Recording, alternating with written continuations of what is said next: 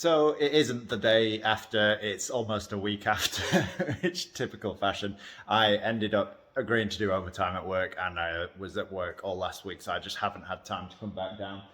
But it's been quite good in a way because all the stuff that we needed has actually arrived now.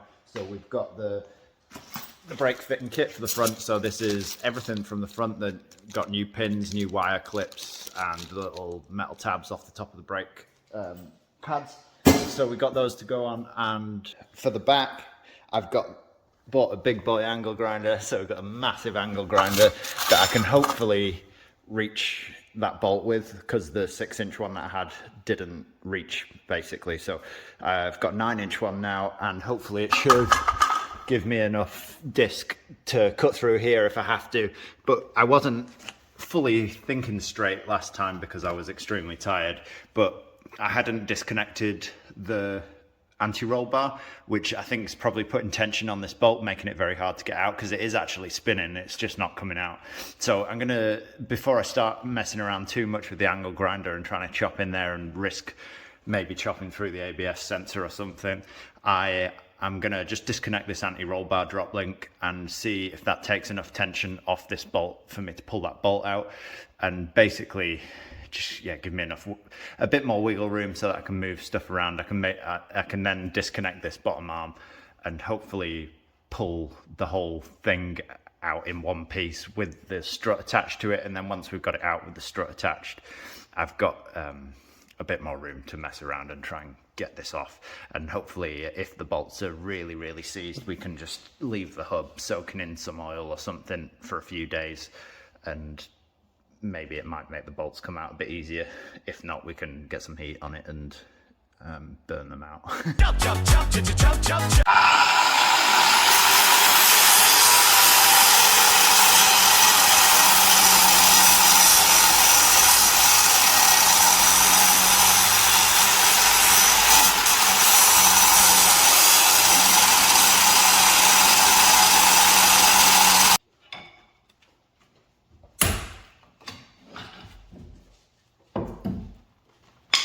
So, got it off. It is loose from the rest now. I can undo the bolts from the top and drop the shock out, and then we've just got to try and get what's left of this bolt out of the hub so that it's ready for us to stick some coilovers on it when they arrive. It's been a lot more of a faff than I was expecting. I was pretty much just expecting to take the bolts out and swap them over, but it's just very, very rusty. We've got to just undo the bolts, get the shock out, and then we'll have a go at trying to get the rest of that bolt out of the hub, which I think is probably going to be the hardest part. So tops of the shocks are super easy to get to. Thankfully, it is literally just a little cover like that. If you put the seat forward and take the little parcel shelf out, it's dead easy to see. And then you've just got 3 12mm nuts holding it all in. So we'll whip them out quickly, and the shock should just drop straight out the bottom.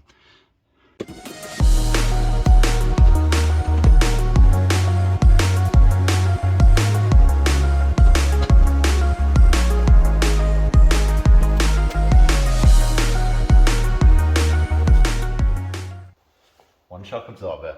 So this was the one that was actually knackered, and on the rebound it was banging like mad.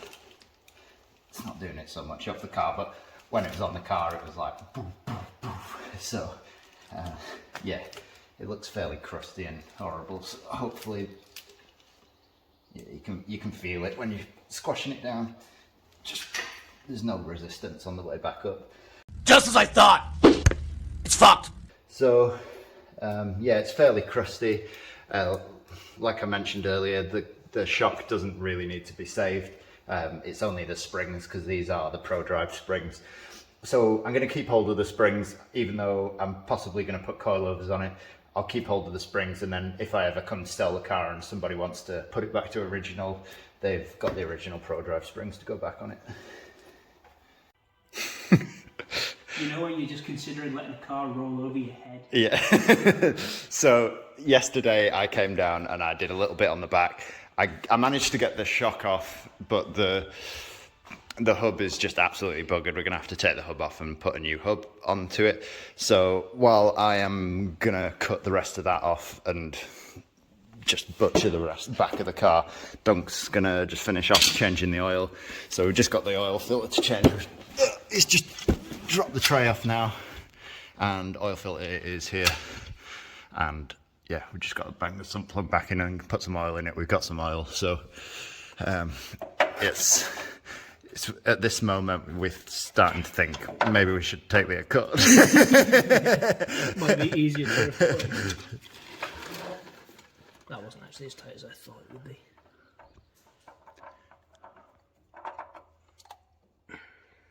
Cool.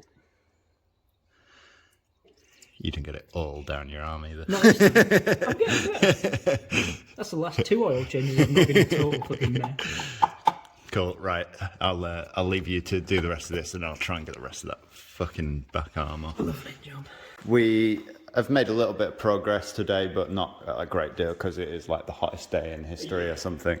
So We've ground to a halt. yeah. So we've got this side off. It's been a fucking nightmare, to put it politely.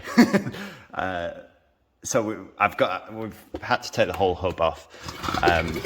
The only thing left holding it on now is the ABS wire, because that is seized into the hub.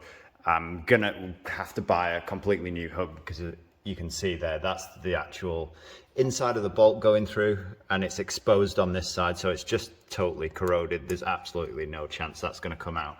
So I'm going to have to buy a new hub, because that bolt is stuck in there too. It's the same on the other side as well. Yeah. Completely the same. Yeah. It's a bit of a daft design to have such a long bolt and to have so much of it exposed, so it can just corrode away. I don't understand why you wouldn't just have a separate bolt on each side to hold Well, a closed hub, so that it's protected from the elements. Yeah, but it's just a terrible design, really, because you shouldn't really have a bolt that long anyway, because even if it was enclosed, I think it would still seize in. Yeah. So yeah, we've got it off. I've cut the arms, so we're going to have to just cut all the nuts off, because they're all rounding off as well. They're just absolutely rotten. So you can buy a full kit, so that these lateral arms and these lateral arm links, and then the actual lateral arm as a whole kit with bolts and everything. So I'm going to do that, get a new a second-hand hub that doesn't have bolts seized into it, and then we will come back and attack it, and hopefully start putting it back together, ready to put some suspension on it. But to then run it in a bit, to then go to the Nurburgring. yes. So no pressure, eh? it's what are we on now? We're about a month away from going to the Nurburgring, but obviously I'm working 2 full weeks where I don't have a day off at all on 12-hour shifts. I've got a big block coming off to allow for my time off to go. Yeah. So It's gonna be tight. we've not got a lot of time, despite it being a month. So it's going to be tight, but yeah. Can you imagine if we'd started now? Yes. Or started 2 weeks ago? Yeah, well, like we normally do for everything. So we're still doing better than we could. Yeah. That's where we're up to. Next time we come, we'll finish cutting that side off, and hopefully we'll have some hubs and some new arms so that we can actually start putting the back end together. So what has turned into, let's just change the brakes and the suspension struts, has turned into, let's change the whole back end. This was going to be easier than the Accord. Yeah. We should have carried on with the Accord, but never mind. A little bit of welding, new radiator on the power steering would be fine. Yeah. Okay. Well, you live and learn. Yeah. we still have the Accord to fix as well. So got that to look forward to. And then that restoration, and then 2 restorations through there. Yeah. Peace. We'll catch you in the next one.